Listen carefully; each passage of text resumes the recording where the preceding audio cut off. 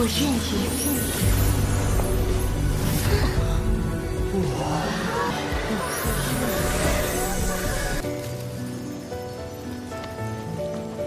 Какая прекрасная серия, такая легкая и расслабляющая. Миленькая снежная дева покорила всех девушек, так что Хуихао больше всего достал из журавлей.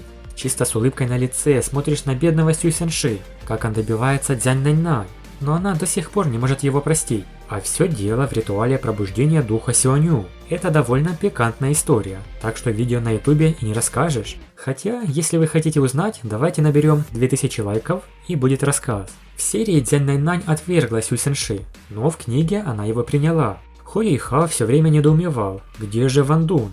Лишь спустя некоторое время до него дошло, что Ван Дун находится среди девушек. В оригинале он это понял лишь когда взял за руку и сработало слияние с Ван Дуном.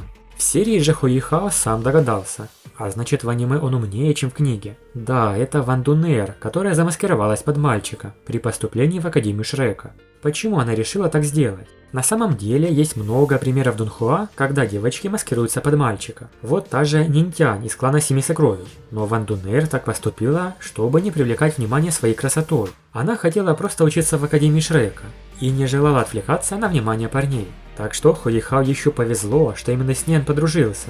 И даже жили вместе в одной комнате. Когда Ван Дунер наконец сняла свою шляпу и приняла признание Хуэйхао, это такая красота. Так трогательно было видеть дочурку Тансаны Сяву, настоящую красавицу. Хуэйхао, конечно же, был поражен. Но и Тансан сверху тоже наблюдает. Так что берегись, Хуэйхао, в случае чего. А Хэкайто и Сяо-Сяо – та еще милая парочка. За них можно только порадоваться. В целом, судьба морского бога принесла очень положительные впечатления. Жаль только, что удалили слишком много сюжета. И не было показано других пар и слияния Хуэйхао с Ван Дунер. Ведь среди девушек были красавицы, ровесницы Масяо Тао. Что же нас ждет в следующей серии? Хуэйхао и Ван Дунер проболтали целый вечер. Им есть что обсудить. И теперь-то нужно привыкать, что Ван Дунер девушка. Бэй-Бэй очень грустит из-за Таньяо, которую выкрали злые мастера. А еще в Академию Шрека пробрались шпионы, какие-то неизвестные личности. Видимо, Империя Солнца и Луны предприняла новые действия. А Ван Сюэр наконец сняла вуаль и встретилась с Ван Дунер.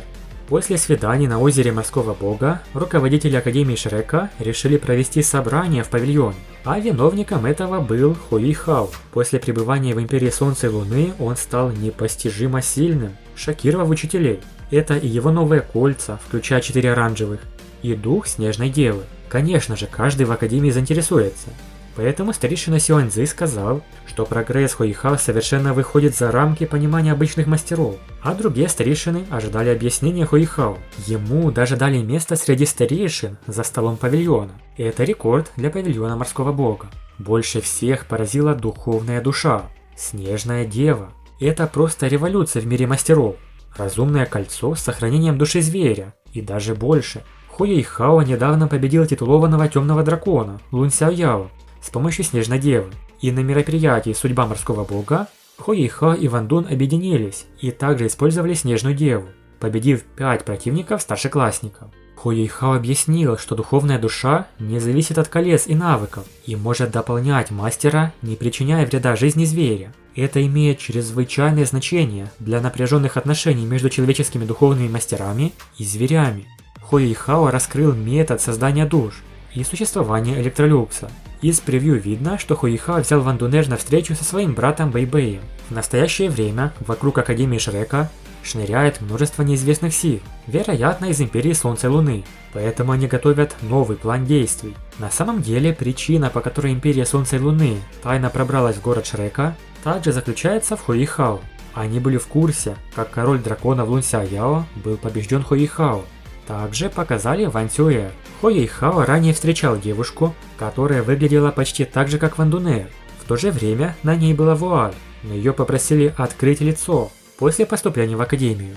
Ван Дунер была поражена и слегка шокирована, увидев ее истинную внешность. Ван Сюэр на самом деле является воплощением императорского зверя, трехглазого золотого льва. Поскольку у нее было знакомство с Хуэйхао и даже связь через глаз судьбы, она узнала о человеческом мире и почувствовала тоску по нему, поэтому решила записаться в Академию Шрека. Уровень развития Ван Сюэр уже равен духовному императору, то есть мастеру с 6 кольцами, и ее появление также внесет в сюжет много новых моментов. Ван Дунер и Ван Сюэр впервые официально встретились. Обе они были шокированы. Пусть Ван Сюэр и считается копией Ван Дунер, но судя по трейлеру, они сильно отличаются. Вообще в оригинале Золотая Львица взяла за основу богиню света из памяти Хуэйхао, а это более старший образ Ван Дунер, поэтому между ними действительно есть различия. Большое спасибо за просмотр. Напишите в комментариях, как вам встреча Хуэйхао и Ван Дунер. Подписывайтесь на канал и всем пока.